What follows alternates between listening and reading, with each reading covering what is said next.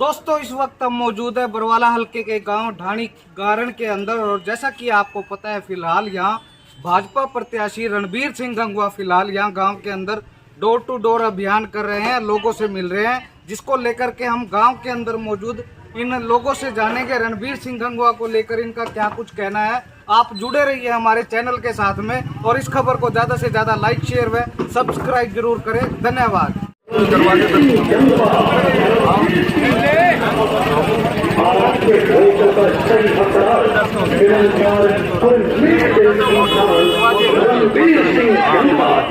जिसका चुनाव निशान भारतीय जनता पार्टी का चुनाव निशान।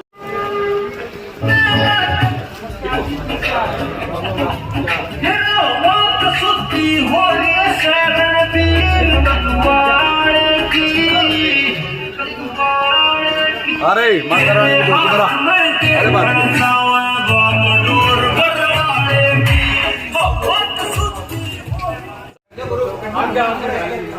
अरे डट जाओ यार, तुम तो जो तब पाछा काम नु को रह गए पूरा एक साइड ये इकट्ठे हो जाए सारे पूरा सारे चला ले करो भी साइड में बाकी बाकी थोड़े साइड में करते रहिए टीम वाले आगे कर लो। माता रानी की जय, माता रानी की जय।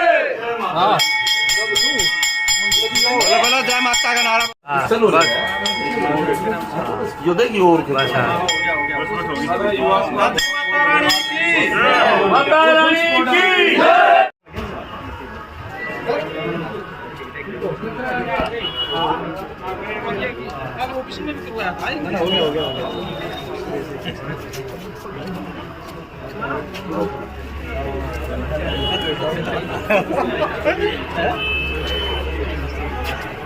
इधर है इधर चाय यही इसी घर में चाय।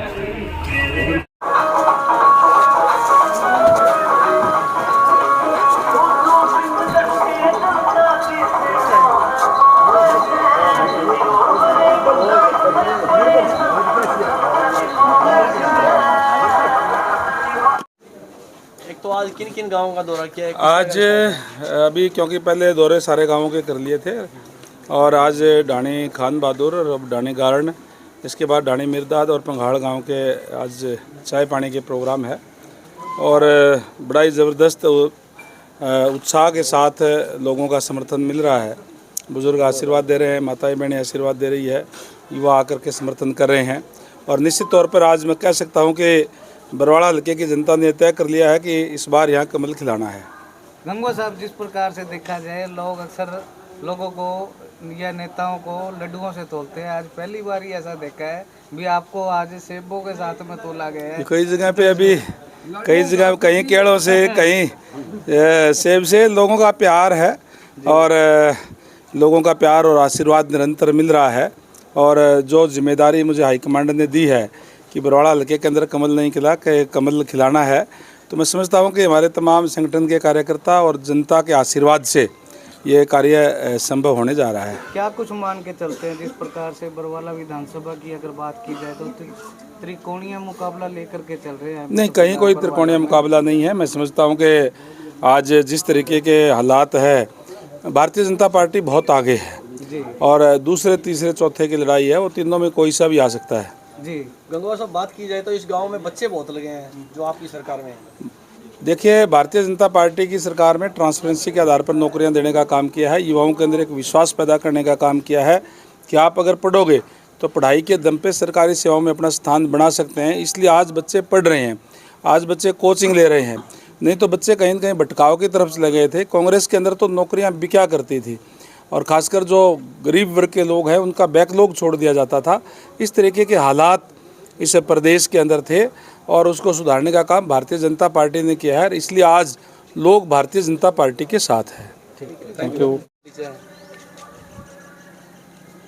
सभी दर्शकों को, पत्रकार बंधुओं को मेरी राम राम।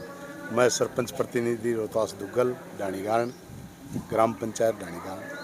क्या कुछ लगता है विधानसभा चुनावों को देखते हुए गांव के अंदर आपका क्या कुछ माहौल है? ऐसा जी पत्रकार महोदय, आज हमारे गांव में डिप्टी स्पीकर रणबीर गंगवा जी आ रहे हैं।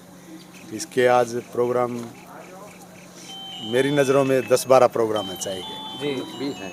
और बीजेपी सरकार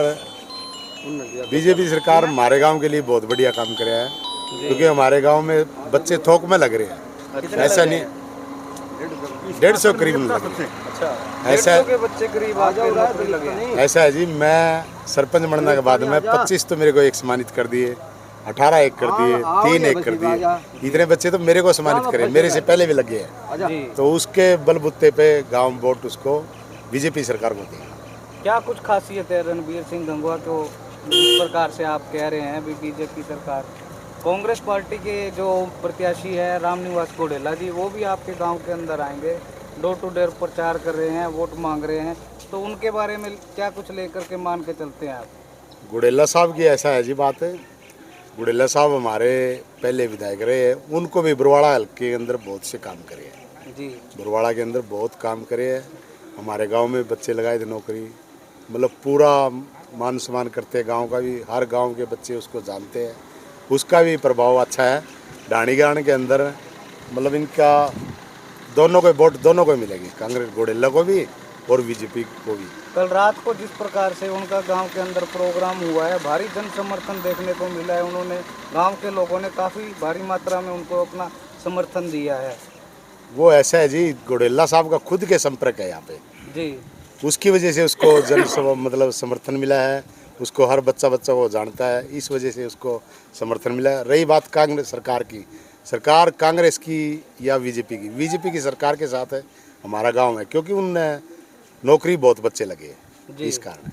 और रणबीर गंगवा चलो हमारे नया प्रत्याशी है, बाकी रिश्तेदारी है हमारे गाँव में, इसकी वजह से भी इनका प्रभाव है। और मैन तो बीजेपी का तो सिर्फ पार्टी के नाते से है जी, घोडेला का ओनली खुद का। तो क्या कुछ मान के चलते हैं रणबीर सिंह गंगवा फिलहाल इस वक्त कितने नंबर पर मान कर चलते हैं? उनका किनके साथ मुकाबला है? जिस प्रकार से देखा जाए त्रिकोणीय मुकाबला बताया जा रहा है बरवाला विधानसभा को लेकर के फिलहाल, तो इसके ऊपर मानते हैं आप? नहीं, हम तो तिकोणिया नहीं मान रहे, मैं तो दो ही मान रहा हूँ। टक्कर है घोडेला साहब की और गंगवा साहब की, और मेरे गांव में तो दोनों बराबर ही है। हम इनमें देखो 50 फालतू वो ले जाए या वो ले जाए। इनेलो पार्टी से देखा जाए संजना साथरोड भी चुनाव मैदान में कूदी हैं, तो उसको लेकर के क्या कुछ लगता है? काफ़ी भारी तादाद में उनके साथ में महिलाएं भी जुड़ी हुई हैं जो वोट बैंक, तो आपको नहीं लगता भी बीजेपी या कांग्रेस पार्टी के अंदर के हिसाब से भी वोटों के अंदर सेंध लगाने का काम करेंगी वो?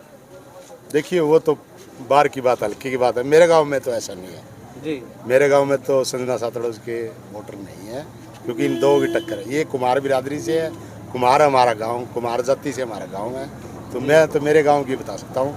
बाकी ये लेवल की बात है, ये तो पूरे हल्के की बात उससे। ठीक। धन्यवाद।